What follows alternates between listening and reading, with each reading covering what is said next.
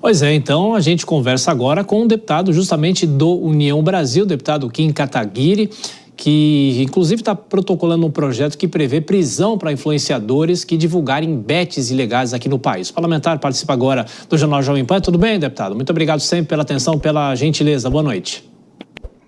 Obrigado pelo espaço. Boa noite, Tiago, Dora, Vilela. Bom, claro, a gente vai perguntar sobre a questão das bets, mas eu abro espaço para o senhor falar sobre essa possibilidade da federação com progressistas. Isso vai acontecer mesmo, deputado?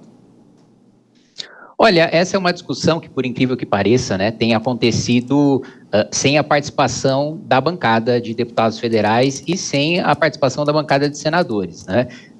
O que a gente escuta, né, da direção do partido é que, primeiro, né, os dirigentes precisam se entender e, a partir do entendimento dos dirigentes, que seria apresentado para os parlamentares para resolução de eventuais conflitos regionais, né? A gente sabe que há diretórios comandados em que o PP tem mais força em determinados estados, outros diretórios em que a União tem força em determinados estados e ainda os terceiros, os mais problemáticos, em que ambos têm parlamentares fortes, prefeitos, governadores.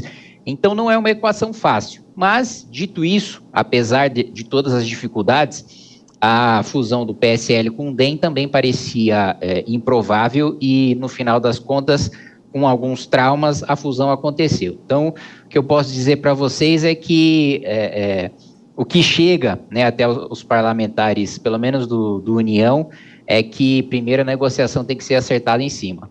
Entendi. Deputado, antes de passar para os nossos comentaristas para falar mais das questões políticas, eu queria especificamente só falasse desse projeto, o senhor protocolou, inclusive, que prevê prisão para influenciadores que fizerem propaganda, espécie de divulgação de bets que estão irregulares aqui no Brasil. Qual é a chance de um projeto como esse prosperar e no que eles poderiam ser enquadrados? Isso vale só para influenciadores ou para qualquer pessoa que promover uma bet que está irregular no país? Eu agradeço, Tiago, a pergunta e o espaço, né, porque esse meu projeto foi objeto de discussão aqui no programa da Jovem Pan e a comentarista Raquel Galinatti, né, disse que eu estaria chovendo no molhado porque já existe o 171, que é o tipo do estelionato e que, né, a divulgação de bets ilegais se enquadraria ali. E eu discordo veementemente do entendimento da comentarista, né, primeiro porque quando a gente vai falar do 171, nós precisamos comprovar fraude, né? A obtenção de vantagem ilícita mediante fraude. Não é necessário comprovar nenhum tipo de fraude no tipo penal específico que eu estou propondo. E não é só para influenciadores. Qualquer um que fizer a divulgação, né, de bets ilegais ou de sites que contenham, né, esse tipo de aposta sem a autorização para funcionar no Brasil, enfim, seja a própria plataforma, seja a divulgação de uma empresa que tem essa plataforma no seu site, qualquer um que faça divulgação vai ser punido. Entra como, na realidade, um agravante se você for um influenciador, uma pessoa pública e utilizar-se, né, dessa condição para levar os seus seguidores para esse site de aposta ilegal. Então, diferenças fundamentais, né, e elementares para os dois tipos, o de estelionato e o do que eu estou criando em relação à divulgação de bets ilegais, primeiro, basta que a pessoa publicize, basta que a pessoa faça a publicação para ela já se enquadrar no tipo que eu estou propondo. Eu não preciso comprovar nem a fraude, nem a obtenção de vantagem ilícita. O influenciador pode, claro que isso é um cenário imaginário que não vai acontecer na realidade, né? Mas o influenciador pode não ter lucrado nenhum centavo. Ainda assim, só pelo fato de divulgar uma bet que não tem autorização para funcionar no Brasil, ele já pode ser punido. Então, nós afastamos duas dificuldades, dois ônus probatórios que o Ministério Público teria para punir uma pessoa que divulga uma bet ilegal. Primeiro, a existência de fraude, que não precisa ser comprovada, basta a mera divulgação. E segundo, a obtenção de vantagem ilícita. Eu não preciso apontar uma vítima específica que tenha tido um prejuízo e nem apontar um ganho na conta bancária daquele influenciador. Basta a mera divulgação, daí a diferença fundamental do projeto que eu estou propondo para o já existente tipo de estelionato, né? Então, aproveito o espaço para dizer aqui que não é chover no molhado, não é proposta populista, na realidade é uma coisa bastante efetiva e que foi estudada e desenhada a partir da realidade que a gente vive. Ô, deputado, eu queria também aproveitar e saber não só a opinião do senhor em relação a isso, mas também qual a chance do Congresso discutir, porque as bets foram regulamentadas, né, nessa virada de 2024 para 2025, e muitos países foram radicais e proíbem qualquer tipo de propaganda das bets. Mesmo as empresas regulares não podem fazer propaganda, na mesma linha da história do cigarro, que muitas vezes patrocinava até esporte, a Fórmula 1, a gente sabe muito bem disso. Pessoalmente, o senhor acha que o Brasil deve fazer esse debate também? O senhor é favorável a proibir qualquer tipo de propaganda em relação a isso? Não, eu acho que a propaganda tem que ser muito bem regulamentada e restrita e ser clara em relação à aposta ser entretenimento, né, e não uma fonte de renda. E esse é que eu acho que é um dos pontos centrais, né? Esses sites de aposta têm sido vendidos como uma fonte de renda extra, como se houvesse alguma certeza, né, ou como se a pessoa pudesse fazer de um meio alternativo de vida aquelas apostas. Isso que eu acho, primeiro, é enganoso, né? Ninguém vive de apostas, né? A casa sempre vence, essa é a máxima dos cassinos, e isso é ainda mais verdadeiro quando você fala de cassinos online, que a casa retém ainda mais do que nos cassinos físicos, mas eu acho sim que tem que ter uma restrição e uma regulamentação forte para ficar muito claro que as chances, na minha avaliação, até demonstrar, né, quão pequenas são as chances da pessoa obter um prêmio maior do que aquilo que ela apostou, e colocar de maneira muito clara que trata-se de entretenimento, que muito provavelmente aquele dinheiro está indo a fundo perdido, que aquela pessoa não vai ter um retorno.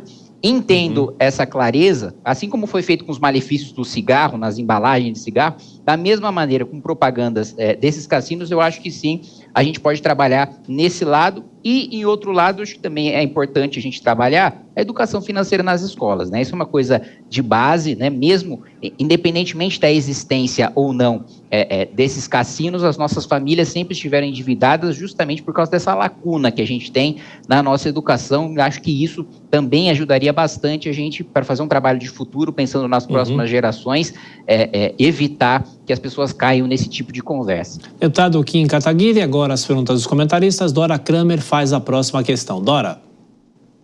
Boa noite, deputado. Vamos voltar para a política, para as coisas do União Brasil. O partido agora tem uma discussão ali por causa do lançamento prometido do Caiado para o dia 4 de abril, e os ministros já avisam, os ministros da União já avisam que não estarão presentes, ou seja, discordam dessa decisão do Caiado de colocar o bloco na rua. Como é que esse assunto está sendo discutido na bancada? O governador vai contar com a sua presença nesse lançamento?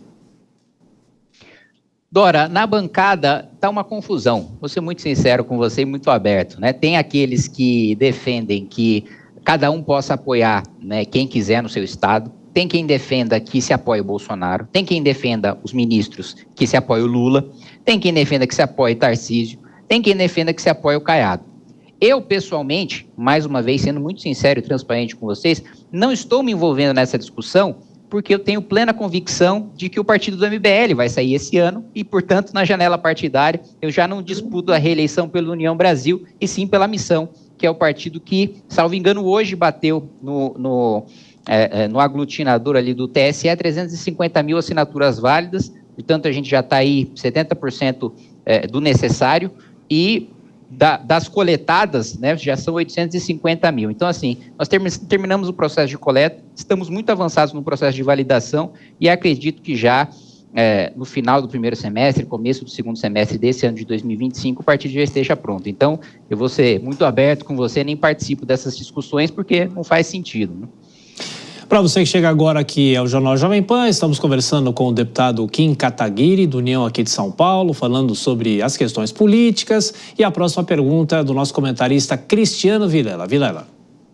Deputado, boa noite. Deputado, o senhor que está se debruçando sobre esse tema das bets, sobre essa questão, sobre o quanto isso influencia no cidadão, conforme o senhor bem colocou mesmo, no dia a dia do cidadão, Eu gostaria que o senhor fizesse a seguinte avaliação.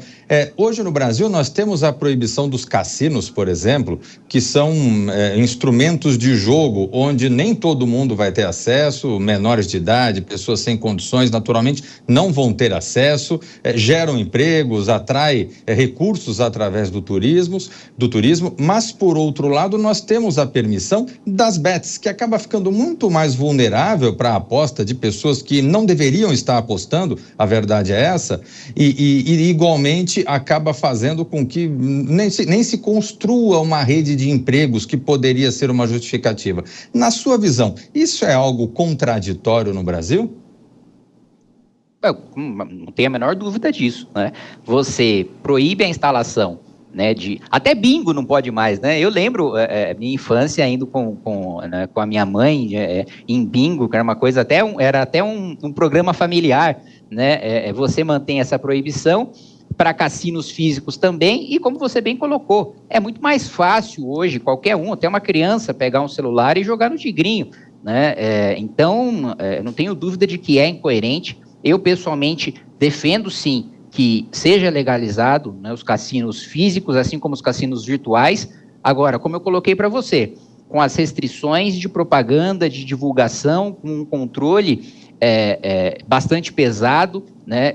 Você tem experiências, né, com a experiência de Singapura, a experiência do Uruguai, a própria experiência dos Estados Unidos, em que você tem restrições vinculadas, né, ao que é equivalente ao CPF das pessoas nesses outros países, justamente para ter um controle maior e justamente para você ter, e como você colocou, todo o ecossistema gera emprego, gera renda, né, resorts, como o modelo de cassino que a gente discutia no Congresso Nacional, há não muito tempo atrás, na legislatura passada, era um modelo baseado em resorts, né? Então envolveria mais um complexo de entretenimento, mais empregos ainda ao redor disso. Então, eu não vejo nenhum problema em legalizar. Acho que, vamos ser muito sinceros também, né? Não é como se os cassinos não existissem, né? Tem cassino em tudo quanto é lugar, físico inclusive, operando ilegalmente, né? Muitas vezes até com alianças ali do crime organizado, com policiais corruptos que fazem vista grossa para aquilo continuar acontecendo, e sem que haja nenhum controle, sem que haja arrecadação de tributos, sem que haja criação de empregos formais. Então, eu acredito que seja muito melhor para a sociedade a gente trazer luz para isso, com restrições de propaganda e com o controle devido, que só pode ocorrer dentro da legalidade, do que a gente ficar nessa hipocrisia de vamos manter as bets porque elas são uma grande força econômica, que até patrocina time de futebol, mas proibir cassino físico que não tem o mesmo poder de lobby. Deputado, nosso tempo está terminando, mas eu queria perguntar para o senhor o seguinte: com a mudança na articulação política do governo, com a chegada da deputada Gleisi Hoffmann, o senhor espera uma melhoria nessa articulação, nesse diálogo da Câmara com o próprio governo, com a Câmara?